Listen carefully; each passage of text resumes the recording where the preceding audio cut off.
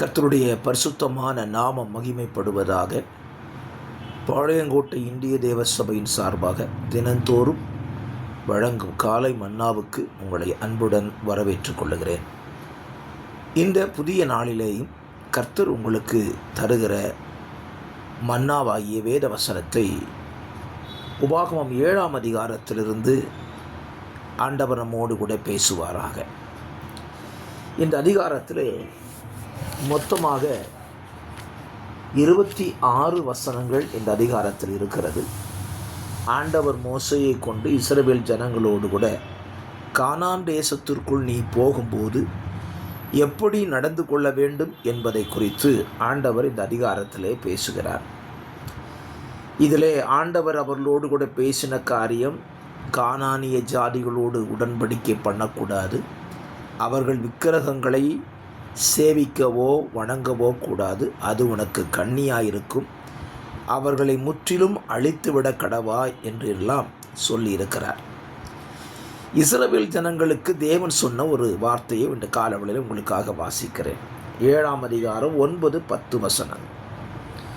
ஆகையால் உன் தேவனாகிய கர்த்தரே தேவன் என்றும் தம்மில் அன்பு கூர்ந்து தமது கற்பனைகளை கை கொள்ளுகிறவர்களுக்கு அவர் 1000 தலைமுறை மட்டும் உடன்படிக்கையும் தயையும் காக்கிற உண்மையுள்ள தேவன் என்றும் தம்மை பகைக்கிறவர்களுக்கு பிரத்யட்சமாய் பதிலளித்து அவர்களை அழிப்பார் என்றும் தம்மை பகைக்கிறவனுக்கு அவர் தாமதியாமல் பிரத்யட்சமாய் பதிலளிப்பார் என்றும் நீ அறிய கடவாய்.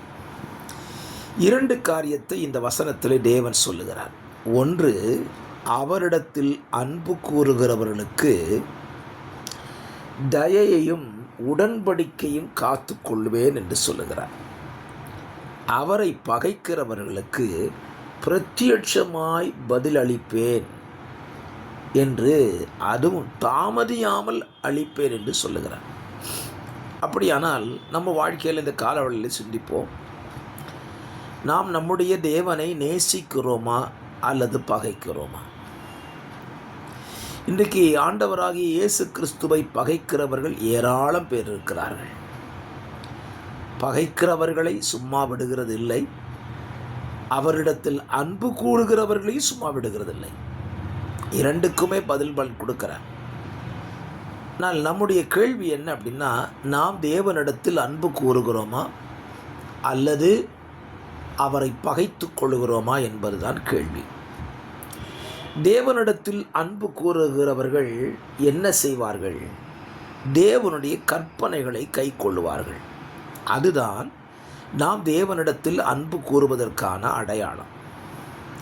தேவனை பகைக்கிறவர்கள் யார் என்று கேட்டால் கற்பனைகளை கை கொள்ள மாட்டார்கள். இப்போ நம்ம சிந்திக்கலாம், நாம் தேவனிடத்தில் அன்பு கூறுகிறோம் பகைக்கிறோம் என்பதை எப்படி அறிந்து கொள்ளுகிறோம்? அவருடைய கற்பனைகளை நாம் கை கொள்ளுகிற விதத்தை பொறுத்துதான் அன்பு கூறுவதும் பகைப்பதும். தேவன் நமக்கு ஏராளமான கற்பனைகளை கட்டளைகளை வேத புத்தகத்தின் வாயிலாய் கொடுத்திருக்கிறார். எதையுமே நாம் வேண்டாம் என்று தள்ளிவிட முடியாது. கற்பனையிலே அல்லது கட்டளையிலே பிரதானமான ஒரு கட்டளையை புதிய ஏற்பாட்டில் இருந்து சொல்லுகிறேன். முழுக்கி ஞான ஸ்நானம் எடுப்பது பிரதானமான கட்டளை. நான் உங்களுக்கு கட்டளையிட்ட யாவையும் அவர்கள் கை கொள்ளும்படி அவர்களுக்கு உபதேசம் பண்ணுங்கள் என்றார். இப்போ முழுக்கு ஞானஸ்நானம் என்கிற இந்த கட்டளையை நான் கை கொள்ளவில்லை என்றால் இயேசுவை நான் பகைக்கிறேன், நேசிக்கவில்லை. பகைக்கிறவனுக்கு பிரத்யட்சமாய் உடனடியாய் பதிலளிக்கிற தேவனாய் இருக்கிறார். இல்லை, அவருடைய வசனத்துக்கு நான் கீழ்ப்படிந்து ஞானஸ்தானத்தை பெற்றுக்கொண்டேன் என்று சொல்வீர்களானால் நீங்கள் அவரை நேசிக்கிறீர்கள் என்பதற்கு அர்த்தம். ஆகவே அவர் உங்களுக்கு தயையும் உடன்படிக்கையும் காக்கிற தேவனாக இருப்பார். ஆகவே எளிமையாக சிந்திக்கிறோம், அன்பு கூறுகிறோமா பகைக்கிறோமா? அன்பு கூர்ந்தால் கற்பனைகளை கை கொள்வோம், பகைத்தால் கற்பனையை எதிர்ப்போம். தீர்மானம் பண்ணுங்கள், யோசித்து முடிவெடுங்கள். கர்த்தர் உங்களை பலப்படுத்துவார். பரிசுத்த பிதாவே, இந்த காலவெளியில் இந்த வார்த்தையினாலும் உடைய பிள்ளைகளை பலப்படுத்தும், சிந்திக்க உதவி செய்யும், பிரமாணத்தை கடைபிடிக்க கிருபை தாரும். இயேசுவின் நாமத்தில் பிதாவே, ஆமென்.